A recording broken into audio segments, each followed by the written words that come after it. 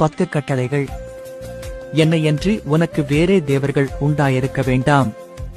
ஒரு சொரூபத்தையாகிலும் யாதொரு விக்கிரகத்தையாகிலும் நீ உனக்கு உண்டாக்க வேண்டாம். உன் தேவனாகிய கர்த்தருடைய நாமத்தை வீணிலே வழங்காதிருப்பாயாக. ஓய்வு நாளை பரிசுத்தமாய் ஆசரிக்க நினைப்பாயாக. உன் தகப்பனையும் உன் தாயையும் கனம் பண்ணுவாயாக. கொலை செய்யாதிருப்பாயக. விபசாரம் செய்யாதிருப்பாயக. களவு செய்யாதிருப்பாயக. பிறனுக்கு விரோதமாக பொய்ச்சாட்சி சொல்லாதிருப்பாயாக. பிறனுக்குள்ள யாதொன்றையும் இச்சியாதிருப்பாயக.